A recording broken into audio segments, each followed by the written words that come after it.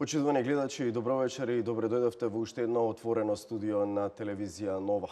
Вечерва наша главна тема ќе биде македонската одбојка, македонското одбојкарско првенство и днината на македонската одбојка и така натаму сите проблеми и сите оние добри работи кои ги направија одбојкарите во изминатиот период. Па по тој повод вечерва гостин во нашето студио е господинот Зоран Карановиќ, генерален секретар на македонската одбојкарска Федерација. Карановиќ, добро вечер. Добро вечер за вас и благодарам на поканата и на оној период и време што ќе го издвоите да малце дискутираме за одбојката, со оглед на тоа дека е малце у последно време запоставено у смисол на средствата за јавно информирање.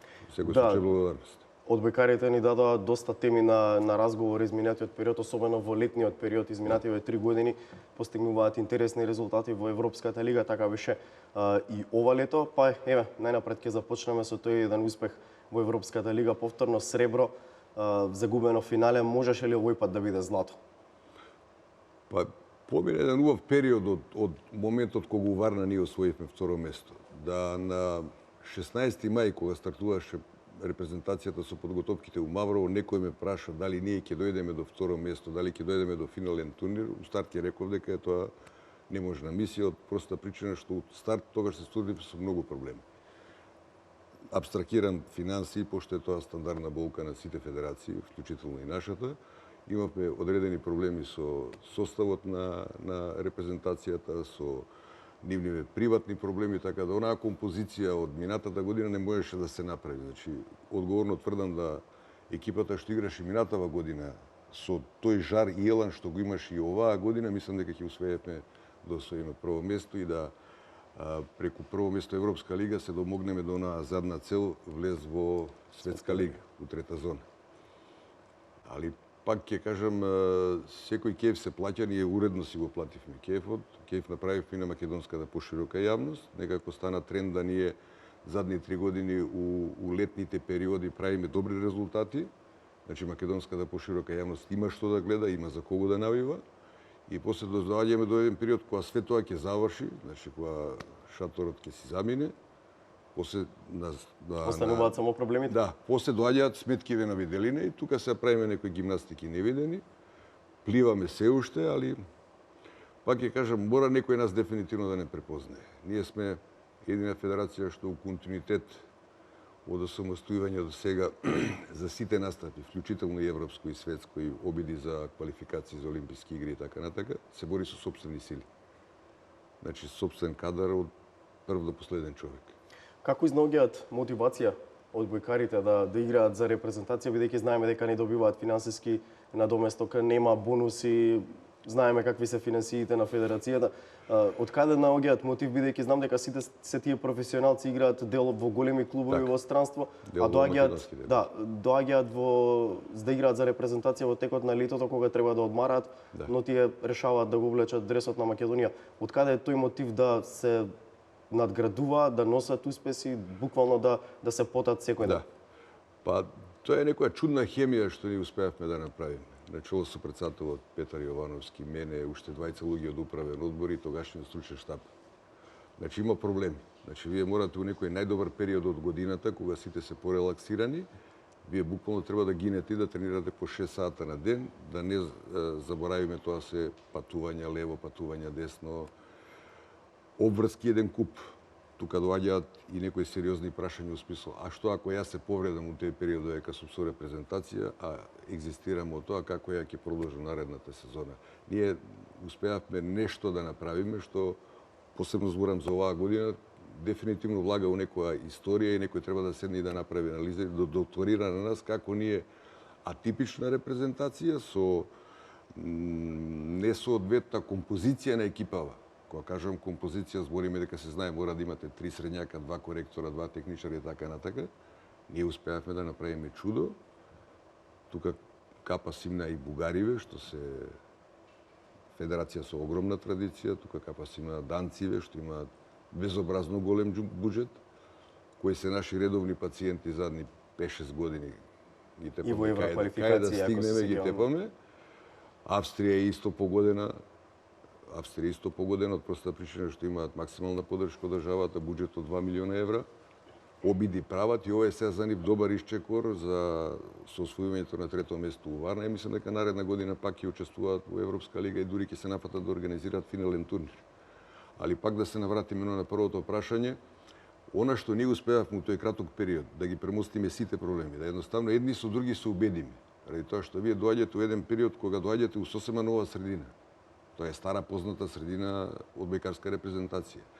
И она што ја стално го зборам и на играчеви, на стручниве штабови, вие доаѓате, ќе се прекрстиме сите, викам, и тоа време што ќе го губиме, ние реално губиме време.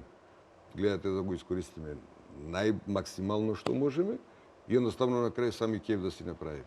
И ние врз основа на таа радост у очиве што ја гледавте на нашите надпревари и радоста на сите околу од страна што беа, на таа мотивација успеавме да го одвиеме сите. Ние реално вака ако ставиме на кантар, поштено се дискутираме, и Албанија има сосема солидна екипа, искусни одбојкари и така натака. Издвоите ги по поединечно одбојкариве на Данска, на Австрија и на Естонија и на Бугарија, за нијанса се подобри.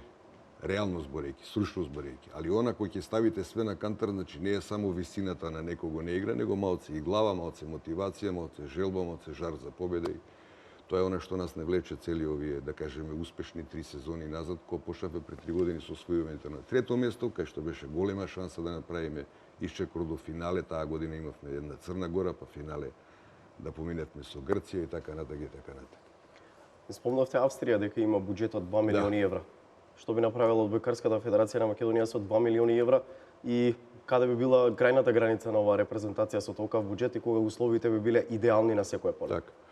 Па ако некој денеска би дошол денеска, може и утре да дојде, не сме гадливи ние на тоа, би почнале од нула. Значи би почнале од нула.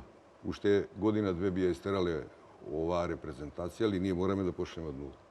Значи мораме базата да ја запазиме, базата ни е не уништена, откажана е. Ја кажувам пак, голема криза е у македонскиот спорт.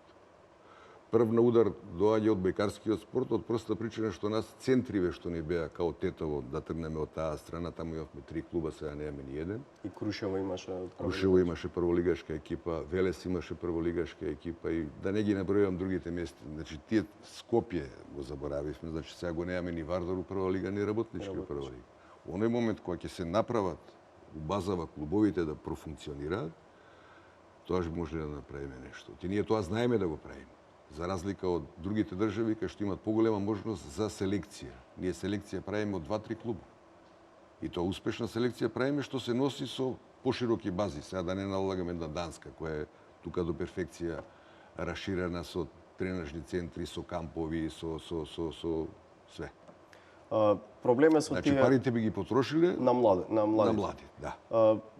Е проблем моментално младиот кадар, бидејќи младинска репрезентација во машка и женска одбојка, мислам дека одамна не сме чуле дека имала некаков резултат, верувам дека не постои во моментов каде што се надпреварува во некои евроквалификации.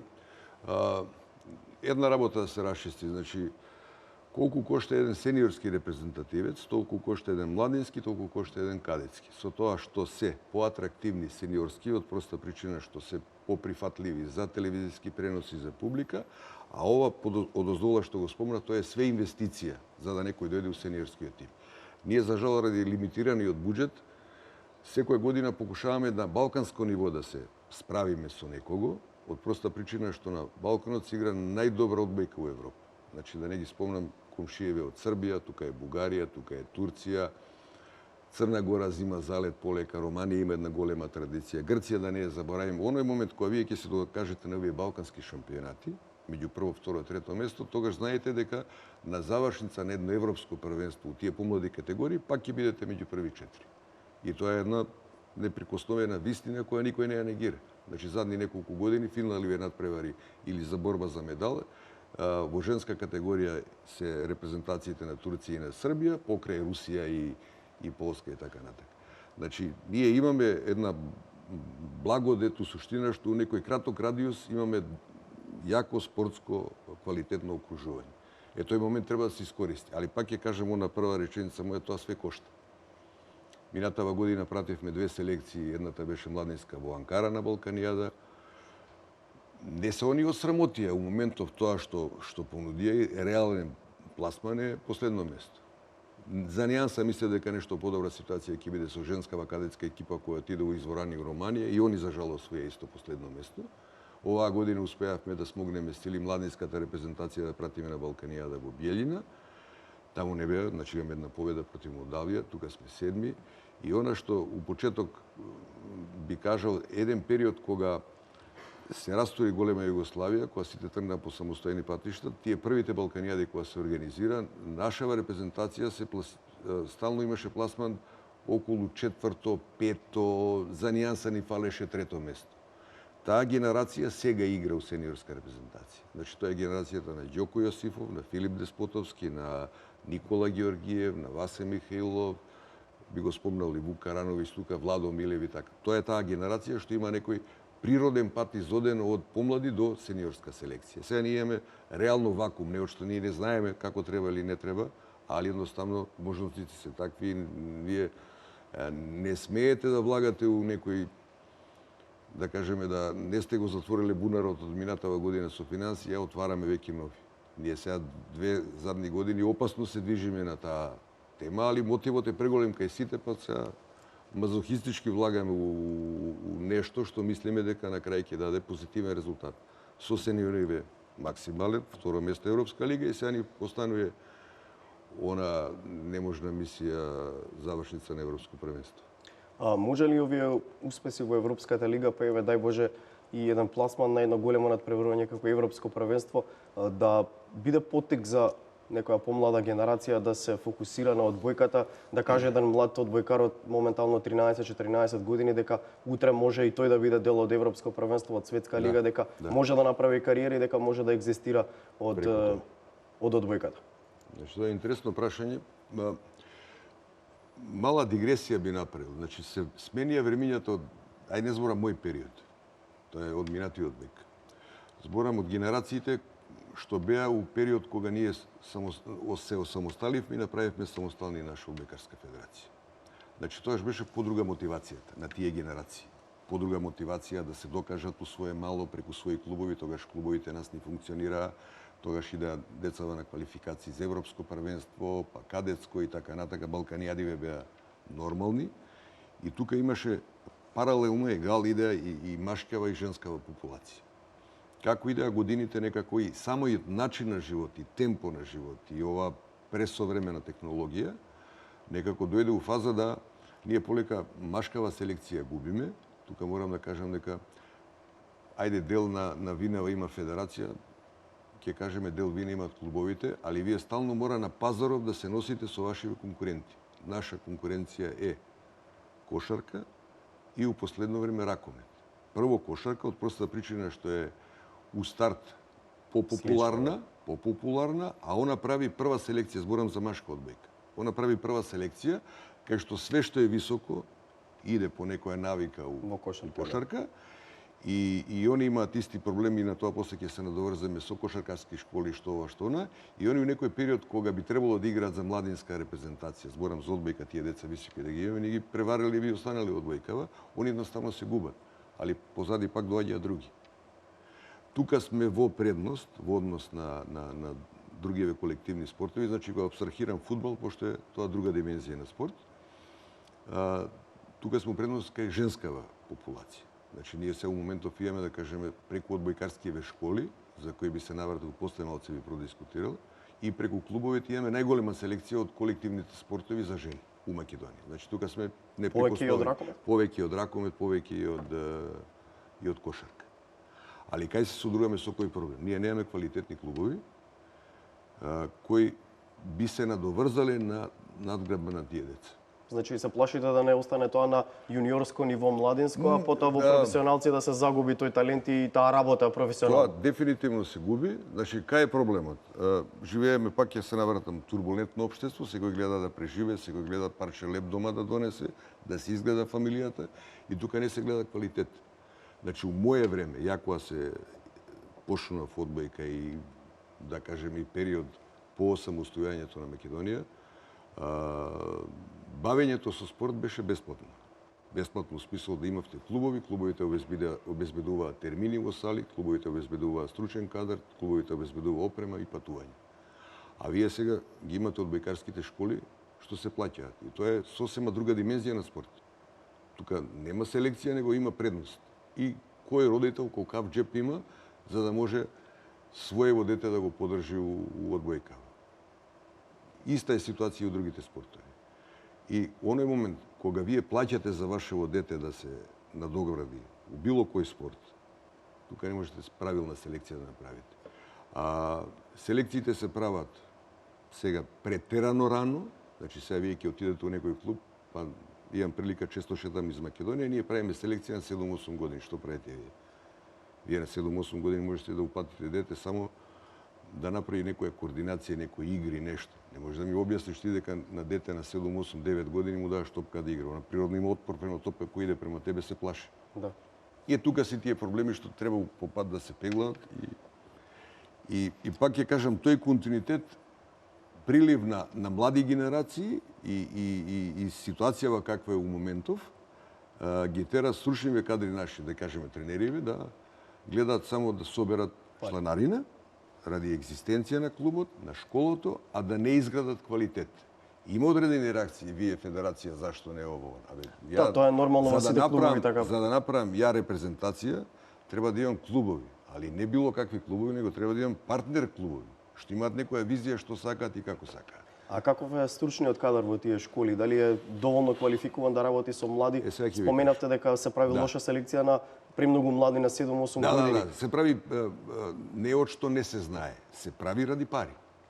Тоа е јавна тајна и тоа се прави и у кошарка, тоа се прави и у ракомет, тоа се прави и у одбојка. Ние не сме гадливи на пари. Она што ние го имавме као анализа, ја лично го правев со прашалници до сите тренери што ги имавме табеларно пријавени, значи негде се околу 56. Ние имавме еден добар просек, значи ќе ви кажам добар просек, се основен показател дали со децава работи прво одбојкар, бивши, по некој основ, што може полесно да пренесе знаење, и дали има соодветна диплома од завршен факултет на таа тема.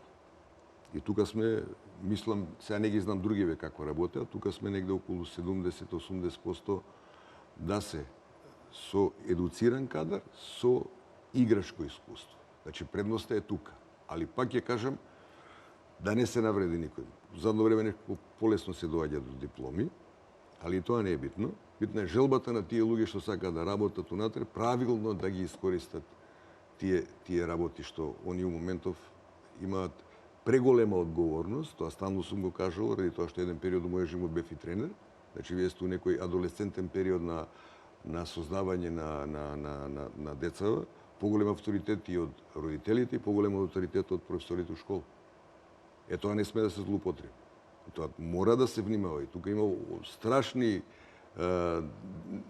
благ збор да кажем девијации у смисол на однос, ароганција, понашање и така натака и така натака. Јас стално кој имаме некои семинари и така објаснувам на тренери, вие не морате Милковиќ да го направите. Не морате Тијана Бошковиќ да ја направите. Еден добар лик што ќе вреди ова македонско општество, да, што полесно ќе помине некој период од својот живот, ќе го засака спортот, па на некои години ќе каже да, мене кога ми беше тешко, да не беше одбојкава кај ќе бев, па дај малце да вратам сега насет. Колку во цел овој развој на одбојката помага оној училишен спорт, бидејќи знам дека се организираат надпревари на ниво на град Скопје, на држава, помеѓу средните училишта, основните училишта, колку има и тука масовност во одбојката, бидејќи знам дека има речиси сите средни школи во Скопје барем имаат и одбојкарски тим во кој членуваат, како што споменавте, и ракометари и кошаркари, но имам еднаш гледано и надпревар помеѓу школи на одбојка и ми изгледаше доста квалитетно тоа, иако се забележуваше дека некои деца не се занимаваат професионално со одбојка, имаше квалитет, имаше интересни надпревари. Колку е тоа значајно? Значи, кога почнавте, ова е многу интересно прашање. Јас сум пак благодарен што ја можам својот став јавно да го искажам. Не се насмеав цинично. Значи има прашање под прашање. Ако ставите прво прашање мимо на главното, ако влеземе се у генеза колку клубови ние имаме у Македонија, ние ќе излеземе дека сме ние најспортска нација. некој значи направил пропуст. Не навлагам зашто и како. Значи дозволени се, вие на времето имавте спортско друштво работнички, спортско друштво Вардар со тоа. Спортските друштва со декрет се укина, се дозволи да се прават, сега не може да ги објаснам, пандам на спортско друштво, али училишен спортски клуб со секција одбојка, пинг-понг, кошарка, ракомет, мал фудбал и така натаму и така натаму. Тие клубови екзистираат при школите, во кои што творат децава и професори одредени што ја водат таа секција. Тоа се школски секции, да не заборавиме, со статус на клуб. Значи, кај мене у систем на надпревари влагаат тие школски секции.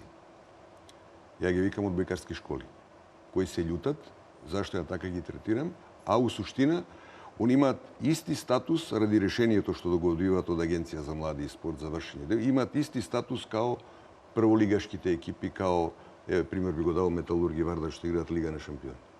Значи, тука мора малце дигресија да се направи.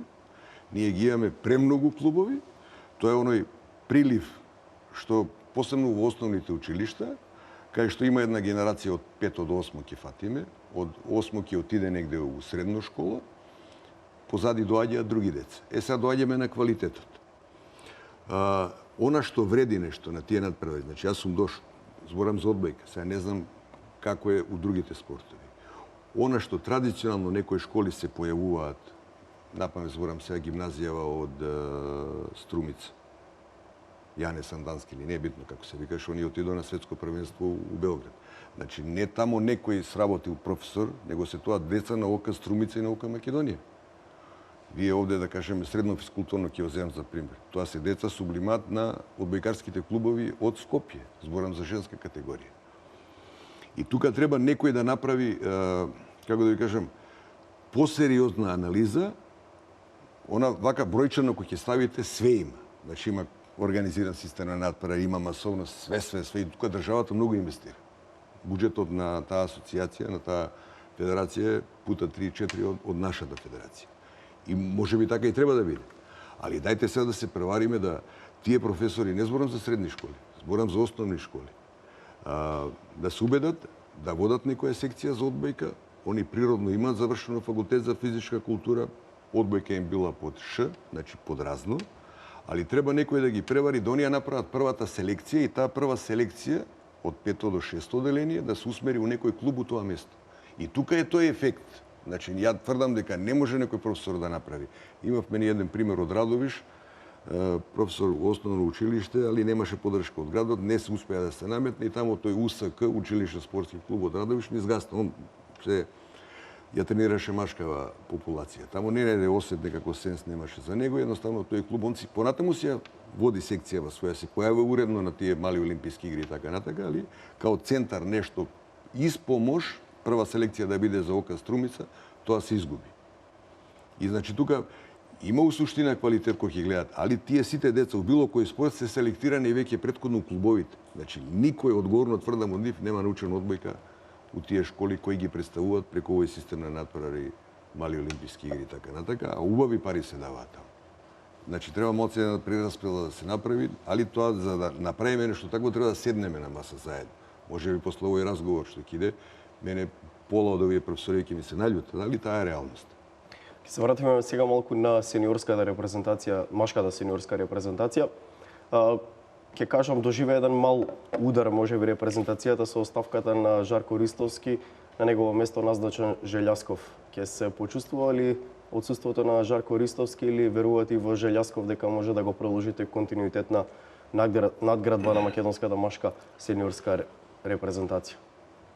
Убаво прашање. Ја ќе се навратам на почеток и ќе гледам да у мојот одговор не навредам никого, а ќе пробам отворено да дискутирам.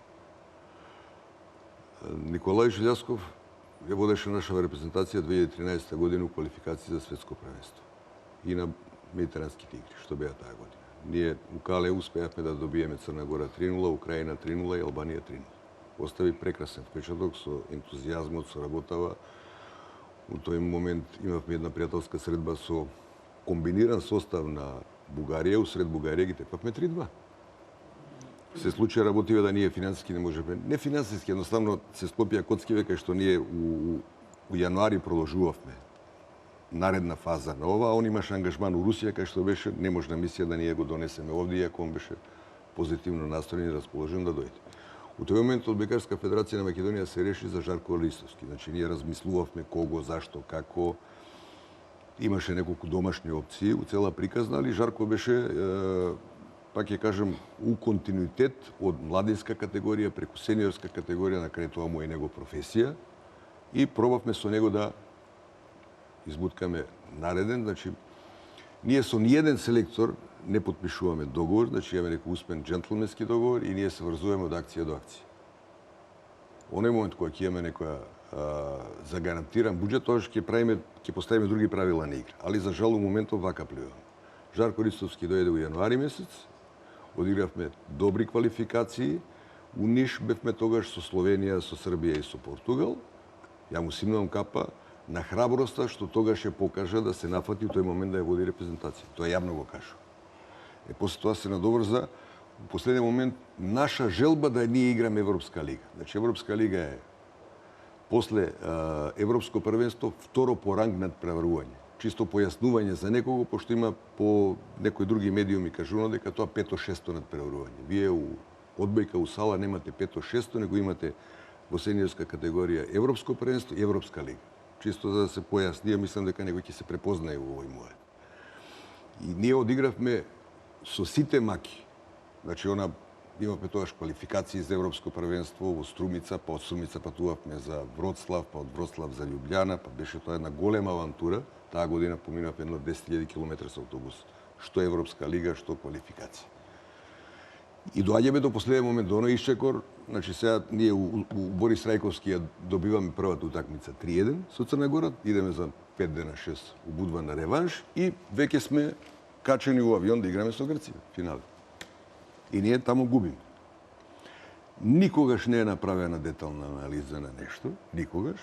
Ни овако умуабет, отворено. Значи, идат коментари да беше вака, ќе беше онака. Наредна година пак направивме добар исчекор со доаѓањето на финален турнир во Полска, али она што мене лично не ми се допаѓа, значи, барам храбар тренер, значи, некој што има жар во очиве, што ги повлече играчиве своји. И кога не чини, значи, многу е лесно да вие бидете, да кажеме, Лино Червар у ракометна федерација, кога е таму све треси месец среден. Ај сега мажи да сме реално, да се превариме, да се убедиме у овој сегмент, да се надградиме и да извлечеме максимум од себе. Иако одговорно тврдам дека од минатава сезона, значи, све што треба за играчиве, освен авионски карти, све е направено. Значи, максимално коректни услови у хотелите. Медицинска нега, имате сали, опреми, све е направено. Едино што нема пари со авион да се лета, па се патува со автобус, па на крај тоа ќе остане некоја историја. И пак да се навратам на ова ваше прашање, и оваа година беа проблеми. Али бидете храбер, па тоа што го имате, тоа искористете го. Кај ми е поентава? Никој на ниеден од селекториве до сега што биле, значи од првиот Циев, па Јошко Миленковски и така натака, не правил притисок и пресија дека ова мора вака да биде. Вие морате со овој состав да отидете негде, на завршница на европско и така натака. Значи све било од проста причина што ние се знаеме, и тоа премногу добро се знаеме. Било онака другарски, комотно, али пак со доза на одговорност на секој во свој аспект, во свој домен. Мислам дека он реално малце си има исплашено за некои релации, кога дојде откажување, кога првиот коректор од минатава година, најдобар поентер Јовица Симовски од фамилиарни причини се откажа, Владо Милев од негови причини се откажа и така натака и така. И тука малце паника настана. Што у принцип кај нас она што од првиот момент кога дојде на селекторска позиција имаше подршка и од мене, и од Петар Јовановски, и од други луѓе во федерација, у смисол не моли никого. Репрезентација е гордост да играш за неа. Одбери 8 ќе гинат за тебе, со 8 ќе направиме подобар резултат него со 16, да ги имаш у ростерот и така натака. Он тоа не успеа да го направи. И она што ја лично сега јавно ќе го искажам, ја барав разговор со него. У неколку наврати на таа другарски го посоветувам. Ја сега сета среќа одбојкарска и животна и све му посакувам во новиот клуб него во Швајцарија, да не забориме дека тоа го направи преку успесиве на репрезентација. И оној момент кога вие поднесе ставка. Тоа е веќе Друга приказна, значи вие не можете да поднесете оставка до Одбојкарска федерација на Македонија, до Агенција за млади и спорт и до средствата за јавно информирање. Значи, нити средствата за јавно информирање, нити Агенцијата за млади и спорт не бе донеле на таа позиција, него Одбојкарска федерација и извршниот одбор. И нема потреба од писање, него можеме вако еден релаксиран разговор да си подадеме рака што може да помогне еден други и така натака. Тоа е она големината на спортските работници. Мислам дека таа доза малце фали. И до тука толку е во врска со Жарко Ристовски. И сега доаѓаме на Желјасков. И ону невреме се нафати. Реално. Али има друг принцип и пристап према работиве. И тоа е она позитивно кај него. Значи, кај него нема многу кенкање, нема многу фолирање. Мора повеќе да се работи, мора постручно да се работи. Не викам дека Жарко не работел стручно, али на крај све се тоа нијанси зашто некој е горе, а некој е доле. Со него у стручниот штаб се придружи сега Дејан Стојанов, тренерот на Вардар. Имаме промена и у скаутот од клубски обврски, не може истиот скаут да го донесеме, сега мораме друг да ангажираме, така да сега ова нов стручен штаб кој ќе има тешка обврска, има доволно време да се спремат, реално доволно време, они се веќе 3 седмици во Маврово во хотел Бистра.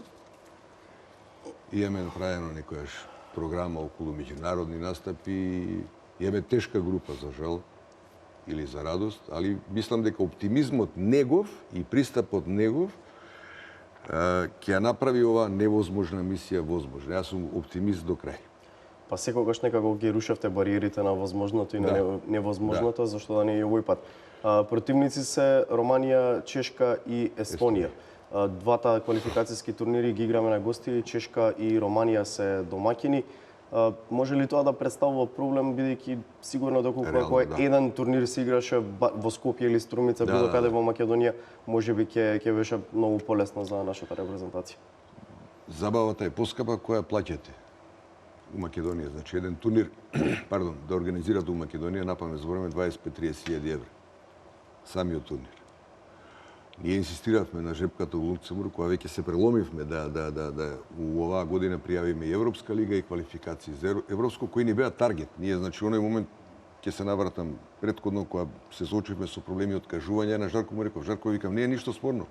Излагаш пред новини и кажува дека Европската лига е подготвителен период за квалификации за Европско, кај што ни е нас реално таргетот да се појавиме на една завршница на Европско првенство. У моментот кога ние не можеме да направиме ништо, него картите беа така промешани, у смисол да Чешка и Романија добија организација, не што ние не знаеме или не сакаме или не ценат, него оваа година правилото било федерациите што пријавуваат и машка и женска, за организатори им се даваат и втората организација, што е тотална глупост, али некој друг треба да размислува за тоа. Значи имаме група со 4 одлични репрезентации. Тука пред се мислам на Чешка, мислам на Естонија и мислам на Романија, која за жал не може некој работи да ги скоцка. Они имаат за 10 копија подобро национално првенство, нивно, романско, кај што ти можеш селекција да направиш, имаат неколку одбојкари што играат на страна, значи тука се, да не зборам у предност колку пред нас. Имате Естонија, со која да кажеме, реално имаме некој негативен скор, негативен смисол, али има една друга релација, што она што со Желјасков кога дискутиравме, вика, они се лесни у смисол да се знае кај нив како играат. Ако се поместат малце, сега да не откриваме и тактички варијанти, може да се одигра со нив. И на крај доаѓаат чесиве, кои се најголема традиција у цела приказна, кои реално се фаворити у оваа група, али све зависи од ростерот што ќе го направат они, дали ќе ги повлечат повозрастни играчи, што играат по Франција, кои се стварно добри играчи, или ќе пробаат да полека подмладуваат репрезентацијата, кај што ние гледаме предноста наша и имаме една голема непознаница Романија, со која до сега не сме играли. Значи ние сега добиваме информации преку нашиве колеги од Хрватска, они сега треба да играат со Израел, со Исланд, ги добивме надправари нивни од минатава година. Што они се нафатиле да организираат турнир, значи дека имаат амбиции. И они се, да кажеме, една од реткиве федерации која опстои веќе 90 и кусур години, што, да кажеме, на времето бившиот руски лагер била стален посетител на Европско првенство, па после тоа е тука негде и сега у задни години им паѓа, посебно машкава за разлика од женска. и сега они мислам дека прават заден ишчекор да се наметнат и тука ние доаѓаме као една не непознаница, нас многу убаво не знаат, али многу убаво знаат дека непредвидлива репрезентација. И мислам дека предноста наша... Може би и тоа да не прави доста опасно. Да, мислам дека предноста наша ќе биде у суштина со новиот случен штаб и со Желјасков. Значи една игра се играше Со Жарко. со Жарко, ова сега друга приказна и мислам дека тука ќе биде наша предност. Не знам колку ќе успеат они да ги снимат наши утакмици. Ние после ќе спомнеме кај играме. Колку ќе играте пријателски во овој период? Па начален договор имаме, не начален, наш ни е договорено на 31 Сабајле екипава трга за Биело поле, значи имаме 2 контроли во Биело поле со репрезентацијата на Црна Гора. И тоа е одлично. Се враќаат момците на 3 Сабајле, малце одмараат. У понеделник на 5 сме во Тетово и тука ни почна една прекрасна манифестација, тоа е повеќе од одбојка, 40-ти меморијален турнир Бранко Хаджилјовски Чајка. Тоа ќе биде 6, 7 и 8, свеченото затварање ќе биде на нашиот празник, 8. Тука се поканети у тој краток период гимнастика се правеше, значи требаше репрезентации да дојдат. Па сега тоа кошта вака, така, али тука е еден добар, прекрасен човек, Ивица Хаджилјовски, кој е член на управен одбор, кој машки излезе и као, окей, ова е 40-ти пат, јубилеј е голем.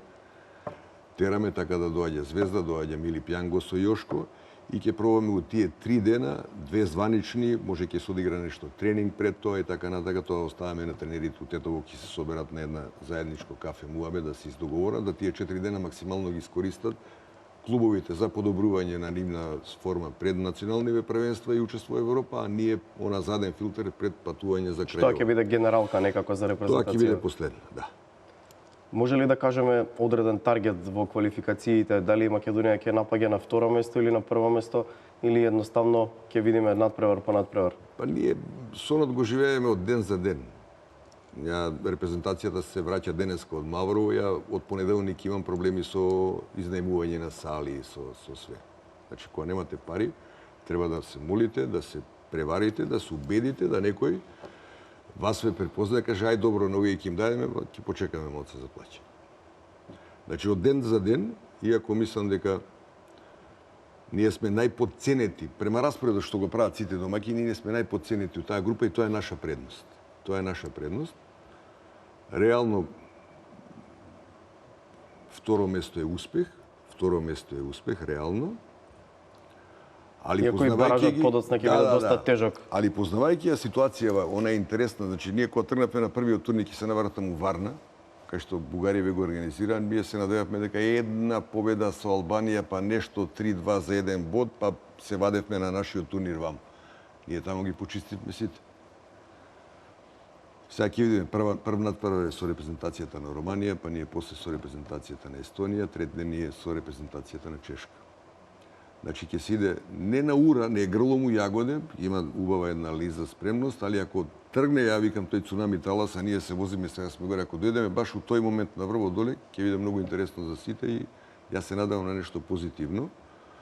Момците се враќаат на 16, имаме овде 2 дена, 3 дена малце да се рехабилитира, да се спремат и веќе би требало да идеме на 25 имаме вториот циклус, тоа е Јаблонце на Нишоу, тоа е негде на крај на Чешка према Полска и према Германија, таму е вториот турнир, таму се домаќини они, тука треба со авион да идеме дефинитивно.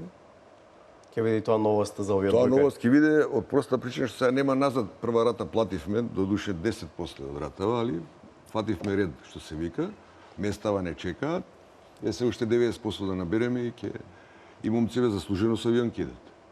Ако се освои прво место, се иде директно на европско првенство. Ако се освои второ место, се иде у бараж. Оваа година новина е што баражи обично беа наредна година у мај, оваа година све го изоде. Ќе биде одно 9 со 2 и со 9 октомври, така нешто доаѓа. Како иде симулација на групиве, значи ние сме у група F, најверојатно наш противник, доколку бидеме втори, ќе биде репрезентацијата на Хрватска, што е за нас по-позитивно, пошто имаше само малци полоши противници као евентуално втори. И тука сме негде, значи, прекомплициран е системот у одбојкарскиот спорт, од проста причина што многу квалитетни држави играат квалитетна одбојка, за да вие се појавите на завршница на нешто. Идејата е да, кажем, у некој нареден период, само дали ние ќе го дочекаме тоа, Европското првенство кое е со 16 се прошири на на 24 и така натака, као што прави кошарка, као што прави фудбал и така натака. Да. Ја фативме добра репрезентацијата. При крај сме на разговорот, само уште едно прашање, бидејќи сега на почетокот на септември по седми пат ќе се организира женски одбојкарски турнир на песок тука во Скопје, некако стана традиција, да. А и доста интересен турнир и за публиката, бидејќи можам да забележам дека на кеот на Вардар има доста публика, доста атрактивни надпревари. Да, ние тоа заборавивме, ние убава приказна направивме за одбојка у сала, сега да се вратиме на она што е ние баш, да кажеме, убав настан, седми пат со поддршка на град Скопје и градоначалникот Коце Трајновски. Од година на година тој турнир и по квалитет, и по организација, и по бројни учесници расте. И тоа е она добро. Добро е да оваа година малце го изместивме од проста причина што ние имавме премногу обврски со сениорска репрезентација. А пошто малце луѓе се замараат со организација на настани одбојка, да тоа некако се пренесувавме од викенд до викенд. Минатиот викенд имавме една убава манифестација, Балкански шампионат до 22 години, у Пробиштип, на аквапаркот. Тоа успешно го завршивме, 9 држави, 56 учесници и така натака. И сега доаѓаме на позиција кај што у Скопје мораме дефинитивно да се покажеме као добри организатори, од проста причина што веќе втора година поред ЦЕВ не препознава као партнер и доделува да сме дел на таа европска серија на сателит турнири. Оваа година ќе биде у женска категорија, минатава година беше у машка категорија, 26 држави пријавени, 26 пара пријавени од 16 држави. Не смееме да заборавиме дека е тоа одлична бројка со оглед на тоа дека тој викенд имаме сличен турнир у Финска, мислам дека. Така да некако, а имаме и интересни парови од Австрија, од Германија, од Украина доаѓа, од окружењево и така натака. Мислам дека ова ќе биде добра забава за скопјани овој период, да прошетаат малце, да се симнат, да продишат воздух и на крај да гледаат стварно врвна и атрактивна одбојка у смисол на визуелниот чин на овие што играат и атракцијата самиот песок и така натака и така натака. Одбојката на плажа е интересна бидејќи олимписки спорт. Да. Може ли Македонија да профункционира на ова поле, па зошто да немаме и пар така во одбојка на Олимпијадата, бидејќи се работи за две индивидуи, да, може полесно да се просперира. Све е професионално. Значи тоа е ние нашиве одбојкари и одбојкарки се и индор и бич волеј одбојкари. Да, и обично на песок го прават тоа по-рекреативно. Да, а полека да кажеме, сега се профилира работиве, вие се имате една Србија која задни 5 години инвестира у бич волеј, сега имаат веќе 2 професионални пара што преку цела година играат само одбојка на песок. И тука се веќе успеси, освоено 3-то место на турнири и така натака и така натака. Кај нас се малце све не на ура, али летен период е убав, релаксиран и вие се бавите со релаксиран спорт и тоа е предноста наша, као одбојкарски спорт генерално зборам, да у тој летен период можете да заведете повеќе деца да останат после таа игра на песок, да останат после да се префалат до сала. Сега, колку клубовите наши ќе успеат. Ние стално и пред да почне оваа емисија дискутиравме дека со тој смешен буџет што ние го имаме, покушаваме да преку успешните настапи на нашава репрезентација, преку организација на вакви врвни манифестации, ова е кремот на организација, убедиме некого да влезе во одбојка, да остане во одбојка, да понуди пари у своите локални сродини, у клубовите што екзистираат веќе 50 и 60 години и да тоа биде нешто најдобро што ние као федерација во моментот кога немаме пари, еве сега бар правиме една добра анимација, да видиме добра представа, добра забава и така натака. Овде кога сме веќе кај турнирот би спомнал дека посебна чест и задоволство ќе ни биде посетата на првиот човек на Европска одбојкарска конфедерација кој доаѓа на втори и на трети, господинот Александар Боричич, докажан пријател на нашава федерација, он доаѓа специјално покрај сите обврски што ги има, доаѓа да го отвори овој турнир со градоначалникот Коце Трајновски. Ќе имаме одредени средби со премиерот на Република Македонија, ќе имаме одредени средби и во Олимпискиот комитет. Значи тие 2 дена ќе гледаме максимално да го искористиме присуството на Боричич и уште некои потенцијални спонзори што би можеле малце да ја порелаксираат оваа ситуација у одбојкарскиот спорт. Значи имате стално една граница до кога вие можете себе да се терате да работите, после тоа викате стварно не бива да рушна дигам и правам нешто друго во животот, а не можем тоа. Верувам дека нема тоа да се случи кај вас и кај одбојкарската федерација и сите тие ентузијасти што работат во федерацијата. Карановиќ, ви благодарам за ова гостување, за овој разговор. Мислам дека начнавме доста теми за одбојката. мислам дека имаме и уште разговор. Да. Тука не ги спомнавме клубовите и така натака. Проблемите ги има како и во секој Стандард. спорт во одбојката уште повеќе, но се радувам дека овие резултати на машката одбојкарска репрезентација ќе бидат само иницијална каписла за подобро утро, за подобри днина, за многу повеќе финанси и подобра логистика, поддршка од сите страни како од државата, така и од приватниот сектор, па се надевам дека и многу млади одбојкари и одбојкарки утре ќе го гледаат овој спорт како вистинска професија и нешто со што ќе може да се занимаваат целиот свој живот. Ви благодарам уште еднаш и се надевам. Ја ви благодарам, пак ќе кажам, на отвореното време, на убава комуникација, течна комуникација и на отвореноста еден према друг. Се надевам дека Нема никој да се навреди после овој разговор. Се надевам. И по евроквалификациите ве чекаме повторно да направиме еден сума сумарум на сите резултати, па зошто да не и со пласман на европското првенство. Благодарам уште. Почитувани гледачи, вие останете на телевизија Нова, продолжуваме со останатите спортски содржини.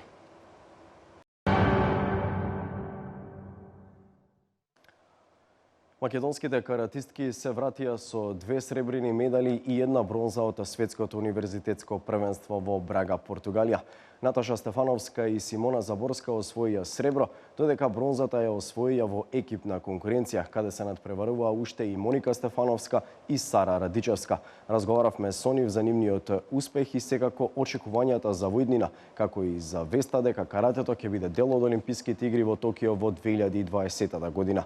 Веднаш потоа следува и краткиот документарен филм за Вардаровата фудбалска легенда Кочо Димитровски. Заборски, пред вас беше едно напорно, исклучително напорно лето. Многу работа со вашиот клуб Мак Петрол, но и со репрезентацијата, универзитетската репрезентација на Македонија. Настапивте на два големи турнири, освоени многу медали. Еве, колку сте задоволен од сета таа работа и успехот кој го постигнаа каратистите? Уште на почетокот, сакам да кажем дека стварно ние ова лето имавме многу активности и во надпреварувачки дел, меѓутоа и во тренажниот процес. На почетокот на јули сакам да кажем дека имавме многу успешен настап на светскиот карате куп кој што се одржа во Умак, Хрватска. Тоа е највисоко надпреварување кое што ВКФ или Светската карате федерација го организира. Имаше учество на 57 држави, каде што ние можеме да се пофалиме дека имавме 3 финалиња. Сите 3 финали ја завршија со 3 сребрени медали, меѓутоа тоа е еден огромен успех. Таму само би сакал да ги потенцирам. Петар Заборски во категоријата минус 75 кг има свој сребрен медал. Во категорија на постари сениори или помлад или U21, Моника Пендаровска исто така беше сребрена медалистка. Таа до сега има и освоено 3 бронзени медали од официјални европски првенства и голем потенцијал и надеж како за клубот така и за Република Македонија. И Абдурахим Идризи, нашиот вице шампион од последното европско првенство официјално во Кати, сега во дисциплината кумит исто така беше во категоријата за кадети, го освои сребрениот медал и тоа беше еден старт и почеток каде што наговестуваше дека ние оваа сезона или ова лето ќе имаме успешни настапи, каде што дојдоа наред сениорите, односно сениорките од карате клуб Мак Петрол, кои што се членови на универзитетската карате репрезентација на Македонија. Тие најнапред учествуваа на третата универзијада, овој пат тоа е универзијада, на европски спортови, 21 спортот беа учесници, меѓу нив за прв пат каратето. И ние сме многу задоволни што за прв пат Република Македонија доби медали од една вака високо рангирана универзијада. Таму Симона Заборска беше европска вице шампионка, Сара Радичевска го освои бронзениот медал и она мене што вака највише ме радува, бронзениот медал во екипна конкуренција каде што 4 девојки има еден извонреден настап со 4 победи и 1 пораз го освоија бронзениот медал. После ова следуваа подготовките во Сутоморе, 10-дневни подготовки, па направивме заеднички подготовки од 1 до 6 август, непосредно пред заминувањето во Брага во Португалија на светското универзитетско првенство. Таму заедно со црногорската репрезентација и од Босна Херцеговина и Србија, нашите девојки заедно отидоа да се подготвуваат за овој голем настан. Да кажем дека во Брага во Португалија ова беше 10-то поред светско универзитетско првенство, учества зема 47 држави со огромен број на каратисти. Ако се земе во предвид дека карате спортот поголем број од популацијата се студенти, така да околу 70-80% до нашиот свештај квалитет во светот беше присутно, комплетна репрезентација на Јапонија, на Франција, на Турција, на Египет, на Кина, голема застапеност на сите оние карате велесили кои што се актуелни во овој спорт. И тука ние сега еве за прв пат поготово во женскиот дел, во комите делот, успеавме да направиме 2 сребрени медали, значи најнапред Симона Заборска во категорија минус 55 кг не израдува, влезе во финалето. Потоа истото тоа го направи Наташа Стефановска, одма после неа исто во категоријата минус 61 кг. Многу убедливо, значи многу сигурни настапи има и тука секако уште еден доказ за својата голема форма го направија сите девојки, Сара Радичевска, Моника Стефановска и претходните две Симона Заборска и Наташа Стефановска, каде што успеава да победат 4 национални федерации, значи ги елиминира во елиминацијскиот дел репрезентациите на Словачка, на Норвешка, на Англија. Загубија само од Египет и го освоива исто така бронзениот медал. И Словачка тука ја победија, и посебно за мене победата врз Словачка остави вака големо задоволство, бидејќи екипата на Словачка на Европската универзијада беше европски шампион. Ние успеавме во елиминацијскиот дел и Словачка да ја победиме, а за бронзениот медал ја совладавме Норвешка.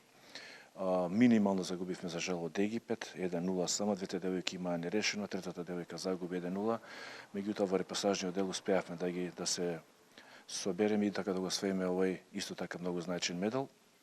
И се тоа кога ќе се каже, значи ние како клуб и како репрезентација Универзитетска република Македонија, оваа година ги постигнавме најголемите, нели како што кажав претходно, успесни. До сега сме немале ние женска екипа во делот борби да освои медали од вака високи надпревари.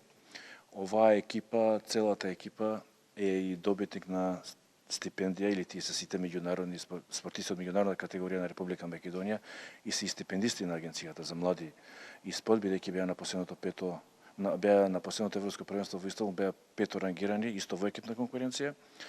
Потоа на светскиот куп во Лашко исто така има бронзен медал, каде што имаше дури 30 надпреварувачки екипи од цел свет.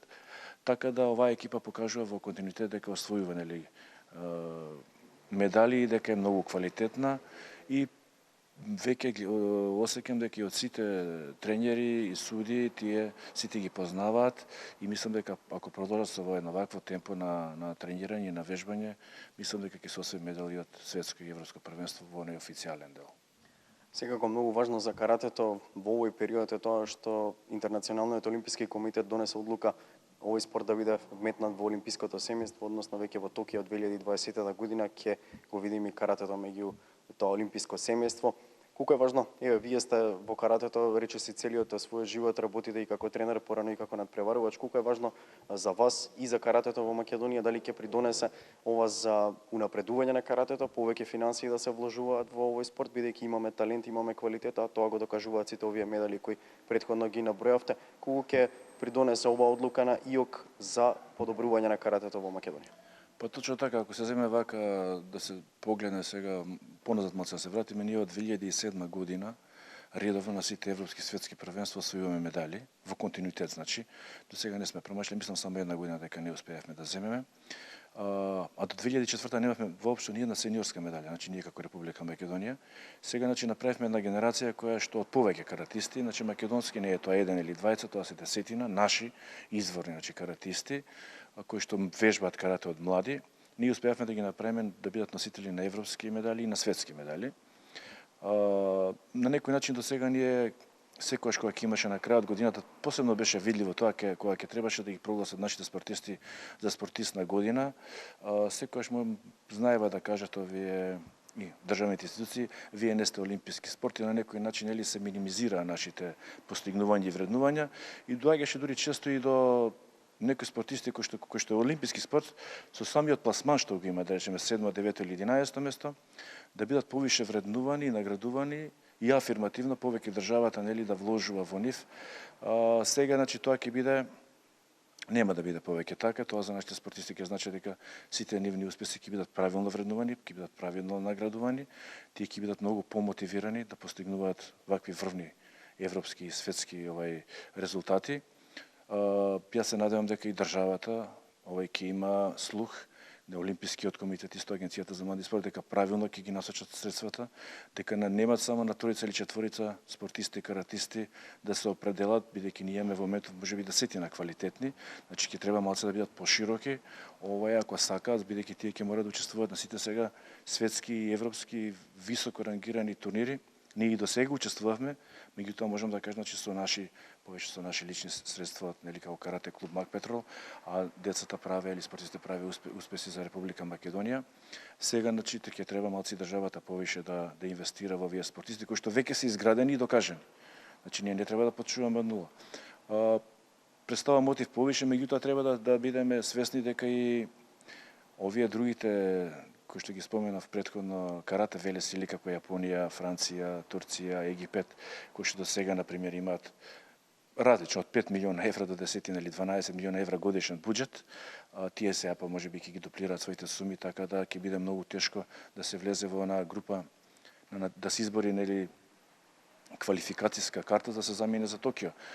Поготово што и Светската карате федерација сега на некој начин од 5 возрастни, од тежински категории, кои што постојат и во машки и женска конкуренција, сега ќе бидат тамо по 3, така да што вкупно по 10 надпреварувачи од цел свет, нема да биде ни малку лесно да се избори оваа дури и учество нормата за Токио, меѓутоа јас се надевам дека веќе на следната олимпијада ние дека ќе докажеме дека сме стварно квалитетен спорт, дека сме почитуван, дека сме многу интересни за публика и за јавност и за гледање и мислам дека кога ќе бидат по 5 категории машки и женски, секој тогаш ќе си го најде своето место, кога нема нели да бидеме лимитирани од страна на Олимпискиот комитет и на некој начин, не знам како тие тачно го замислуваат, се најверојатно ќе има некои квалификацијски турнири, па преку тие квалификацијски турнири ќе се бркаат овие норми да се учествува на Олимпијадата во Токио.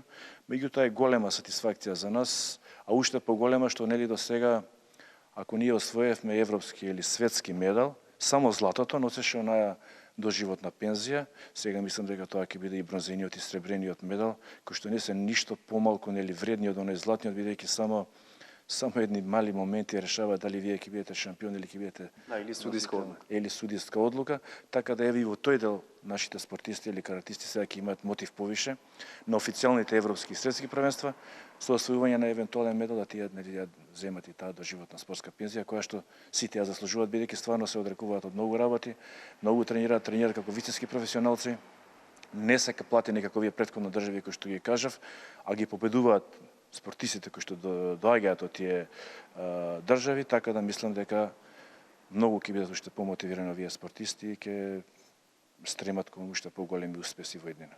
На светското универзитетско првенство што се одржа во Брага во Португалија, настапи во минус 61 кг категоријата. Го освои второто место.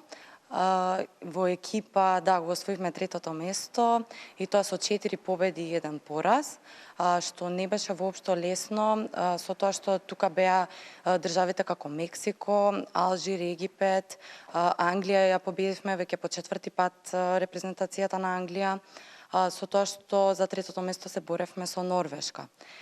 Сега за мојот поединечен настап, исто така многу репрезентации, многу квалитетно светско универзитетско првенство беше.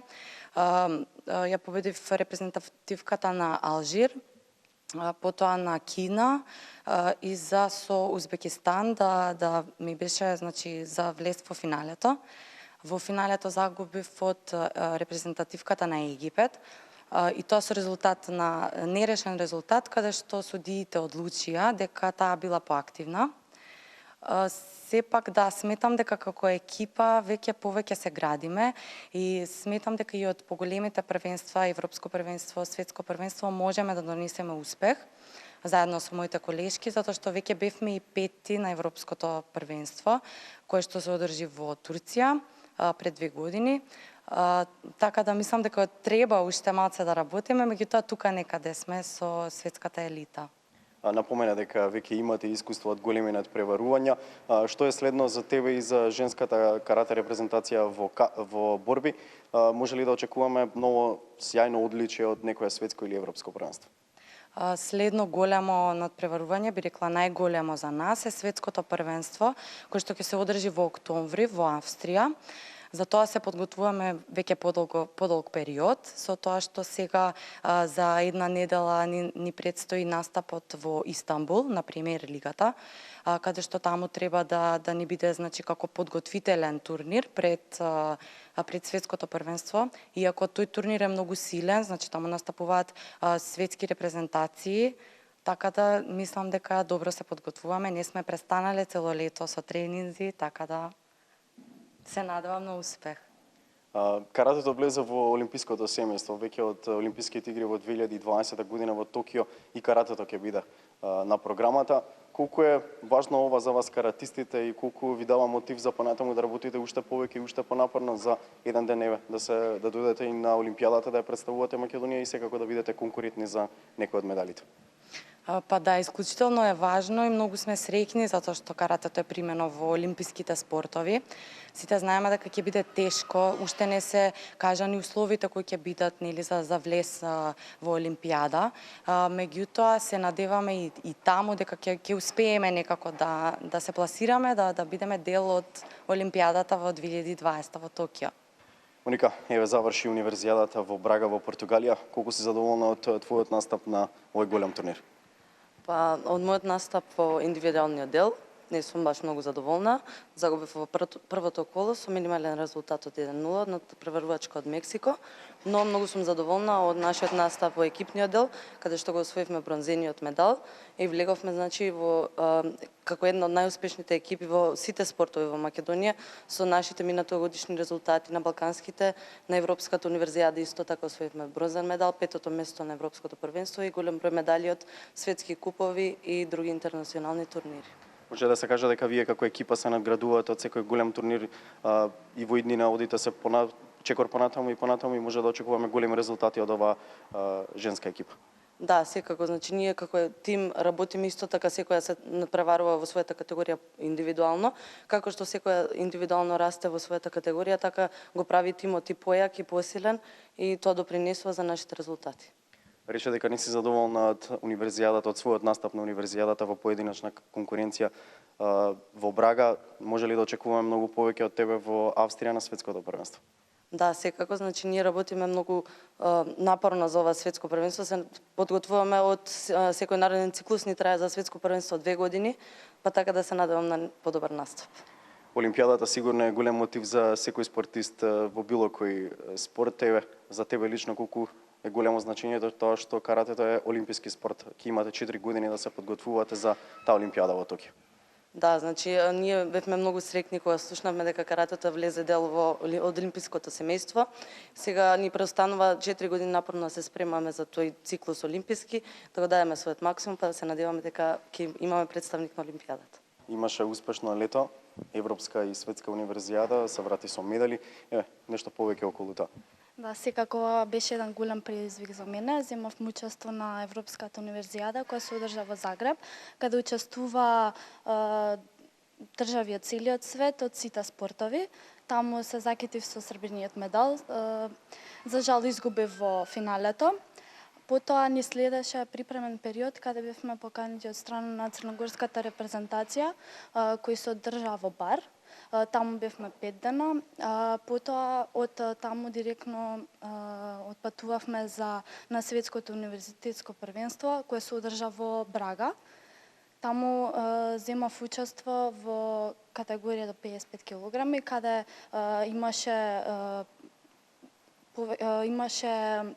имав 4 борби и каде во финалето исто така изгубив од французинка и се закитив повторно со сребрен медал. Можеш ли повеќе во овие финалиња да дојдеш барем до златото? Секако би рекла дека тоа беше повеќе судиска одлука, бидејќи се борев со европска војувачка на медал која имаше освоено, исто така медали од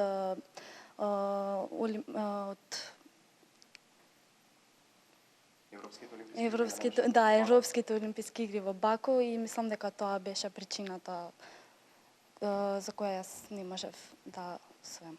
Ви следува едно светско големо надпреварување, светско првенство во Австрија. Може ли да очекуваме повторно медал од тебе, бидејќи и во минатото и во јуниорска конкуренција имаш освојувано многу медали, еве сега веќе и во сениори. Може ли да очекуваме повторно медал од тебе? Пред Австрија ни предстои Премиер лига, која ќе се одржи во Истанбул. Таа е предпоследен турнир од календарот за оваа година. Тој ќе биде норма за настап на светското универзитетско првенство. На светското првенство, се извинувам, ако таму секако освоам медал, ќе земам учество на светското првенство. Јас сум презадоволна од ова лето, беше едноставно совршено. Почнавме со кампови и припремање за следните предизвици. Како што кажа Симона, бевме во Бар со црногорската репрезентација, кај што ја темпиравме формата за овие првенства.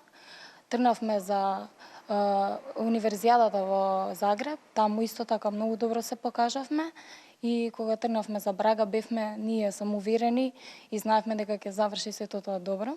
Настапив поединечно и екипно. Поединечно имав 4 борби, од кои кога се борев за бронзен медал загубив од Бетина План, која е европска шампионка од Австрија. И завршив на петата позиција, додека во екипниот дел многу добро се покажав и успеавме да го освоиме третото место. Следен предизвик за тебе и за останатите каратистки е премиер лигата во Истанбул, но и потоа доаѓа светско првенство во Австрија. Какви се твоите очекувања? Вака, јас имам освоено норма за светското првенство во Линц, така да ќе темпирам формата за тоа првенство и се надевам дека све ќе заврши во најдобар ред. Ќе се подготвуваш ли за Олимписките игри во Токио 2020 година? Сега за сега е се уште далеко, има уште 4 години, цел еден олимписки квалификацијски циклус, иако се уште не е јасно како ќе се квалификуваат каратистите, спортистите на Олимпијадата. Сигурно е голем мотив за еден спортист да има можност да настапи на Олимпијадата. Да, ние се уште не сме сигурни како ќе иде таа класификација, но сите имаме надеж во себе дека ние ќе бидеме дел од тоа големо збиднување и сите се надеваме на Токио 2020.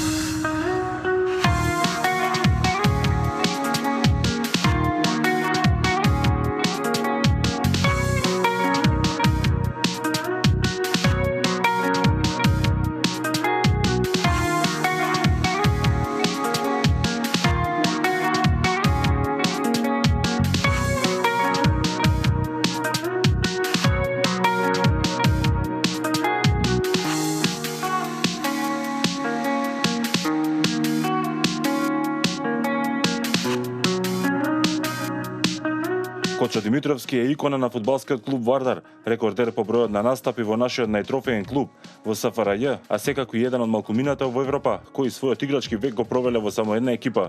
Неверојатен талент, дел од неголемите успеси на црвено-црните во минатиот век.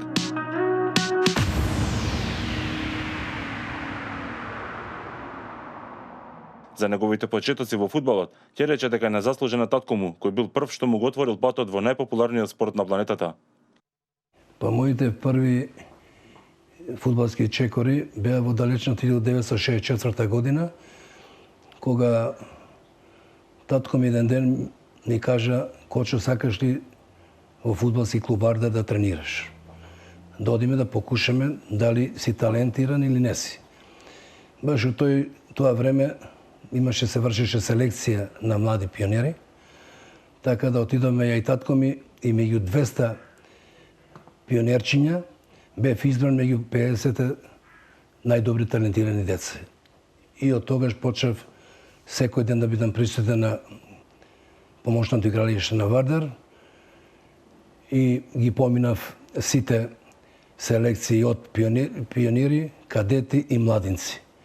За тој период, значи 14 годишна возраст до 18-4 години, јас станав првотимец на фудбалски клуб Вардар. Моите одиграни 845 настапа, се гордеам со тој рекорд. 30 години го држам тој рекорд. Дај Боже да некој ме достигне, дај Боже да тоа биде дете Вардарово, затоа што мојот фудбалски живот е 50 години поминати во фудбалски клуб Вардар. Вардар имаше и своја така наречена златна генерација, предводена од Антон Дончевски, генерација која излезе на мегдани со тогаш идниот европски шампион Порто. Па таа златна генерација предводена од Андон Дончевски, кој беше шеф на случниот штаб, Мето Спасовски прв асистент, ја втор асистент на Дончо му бевме. Таа година стварно се створи една добра атмосфера. Мотиватор беше Андон Дончевски, кој знаеше да мотивира екипата и со неговото знаење, со знаењето на фудбалерите, кој направива еден добар склоп. Тука ги предводеше Дарко Панчев. Беше стварно прав играч и со тие Вардар беше шампион по тие одземени бодови на Партизан и на не знам, не се сеќам на која екипа, ги казнеа по 5-6 бода, така да Вардар беше четврти и Шајбер, тогашниот претседател на фудбалската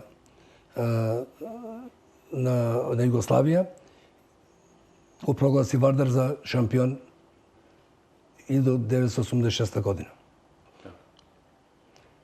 Одигравме, ни падна да играме со Порто. Порто баш таа година и стана европски првак. Одигравме во Скопје 3-0 изгубивме и таму во Порто изгубивме исто така 3-0. Чувството да се одигра со еден таков европски првак е стварно големо.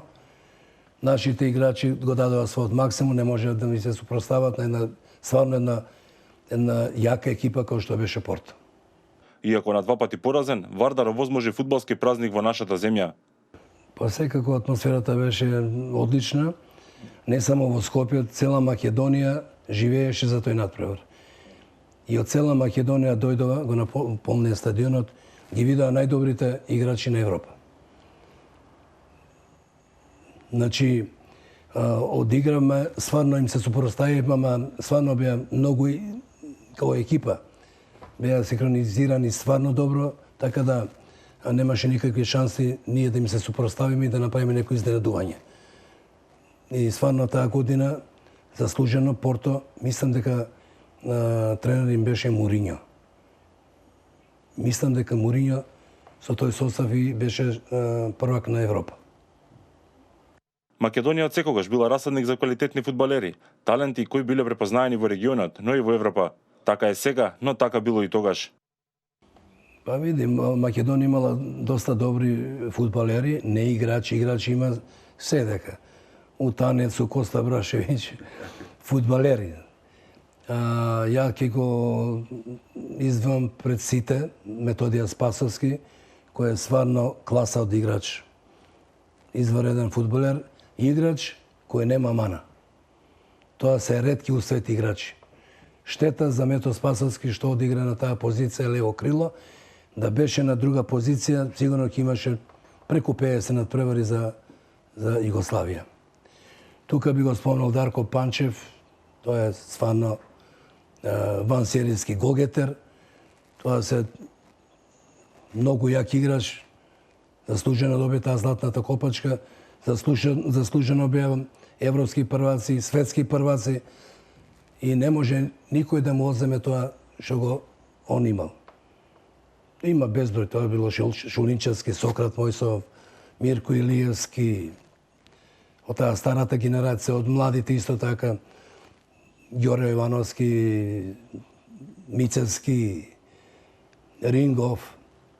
Има многу, се изостанувам, имал доста добри голмани Вардар во името на Драган Мутибарич, на Благоа Ѓоргиев, Тоде Ѓоргиевски. Плејада на асови поминале кроз Вардар и пишале добра историја за тој клуб. Кочо Димитровски ја опише силината на првенството во кој настапувал Вардар, за квалитетот со кој располагале тогашните екипи, но и за репутацијата со која се стекнал нашиот најтрофеен клуб. Па стално Вардар бил подредена улога, сите го омаловажуваа, али Вардар со години постепено полека им се супроставуваше и на таа голема четврка. Имавме у почетокот стварно беше тешко, али после они стравува од Вардар. Се створи една атмосфера, добра екипа направи Вардар во период од 10 на 15 години. Иначе порано Вардар ќе испаднеше од прва лига, па ќе завратеше пак назад. И имаше од противничките екипи стварно имаше плејада на асови. И јас сум горд што игра во таа Југословенска лига. Нашата Југословенската лига таа беше меѓу 4 најаки лиги во Европа. Тука беа Италија, Англија и Германија, па Југославија. Порано не се знаеше ни за Данска, ни за Шведска, ни за Норвешка, али стварно беа тогаш во екипата може да мањкал 1 до 2 двајца биле многу, например, ако да биле послаби. Иначе стално имало играчи добри што можеле во моментот и во овие простори се во денешно време би играле во секој европски клуб. Добитник на многу награди, медали, признанија, сепак некои од нив му оставиле посебен впечаток, имаат специјално место во неговото срце.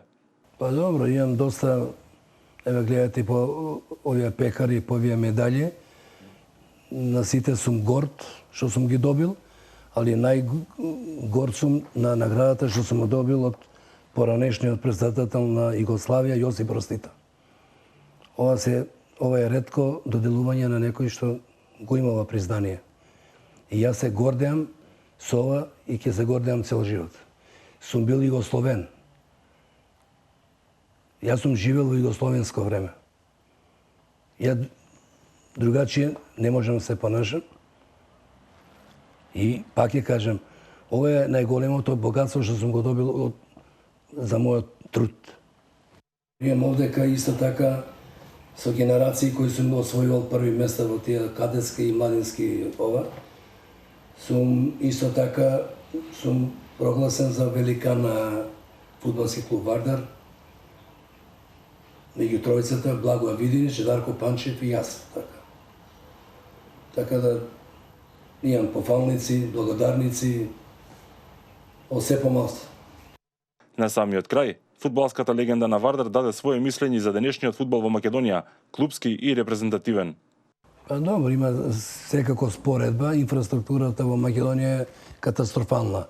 Од секојаш и у моето време била таква и денеска е така.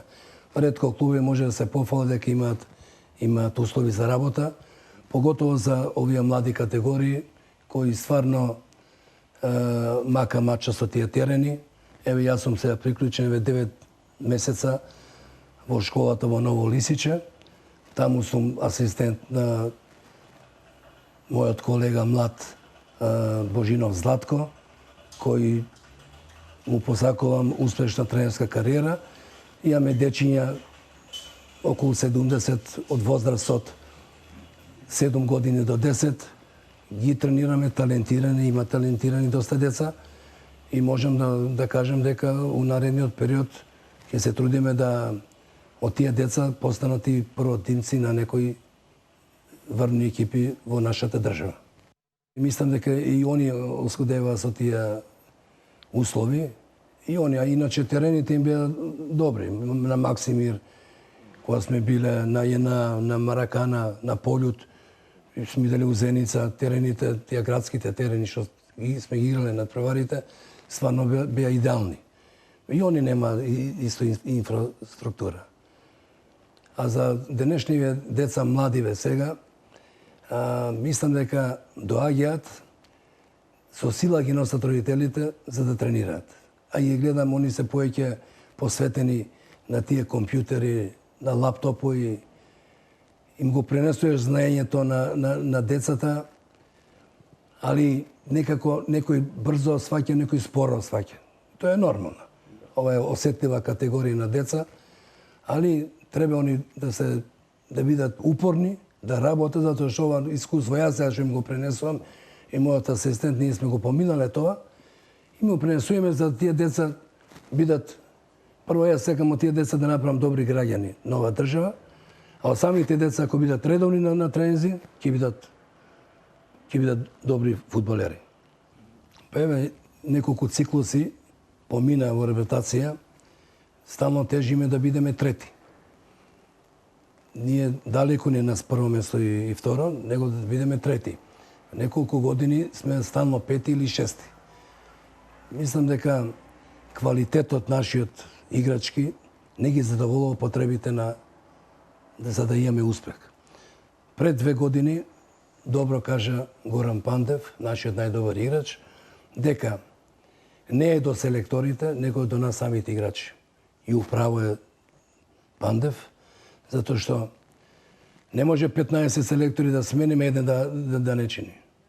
Значи, тие се играчите кои се на терен, тие го прават успехот и неуспехот. Проблемот е само кај играчите. Исто е како сега во Вардар. Во Вардар имаме добар, јак спонзор, али немаме квалитет. Имаме квалитет за нашата лига. Ама секој ќе дојде Европа, мораме ние да земеме 6-7 добри играча, да можеме да поминеме 2-3 кола. Иначе, ако останеме со играчи кадар, тешко да поминеме. Многобројни надпревари во своите нозе, голем дел од нив вредни за паметени до денешен ден.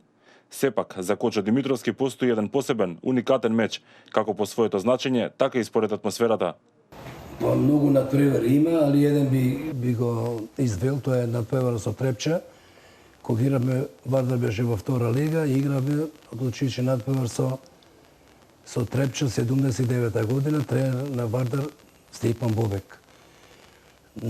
Пред 25.000 народ, јули месец се сеќам беше, многу топол ден и на Трепча е потребно нерешено, а ние треба да победиме. Надпреварот почна, пенал за нас, Мицевски го постигна голот, 1-0 поведовме, изедначија преку Савович, најопасниот играч на Трепча, и при крај на 30 на минути Васил Рингов со глава, прв гол на Васе со глава да го даде, 2-1 за Вардар и тогаш влезе Вардар во прва лига. Тој надпревар поеќе да не се понови.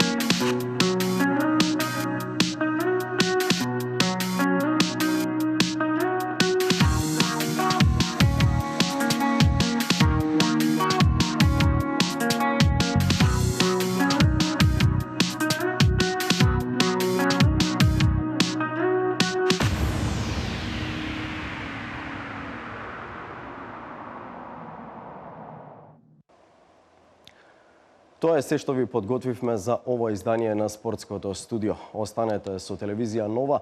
Во продолжение следуваат вестите со колешката Бојана Димитриевска, а некаде во 22 часот и 30 минути и најновите спортски вести. Пријатно!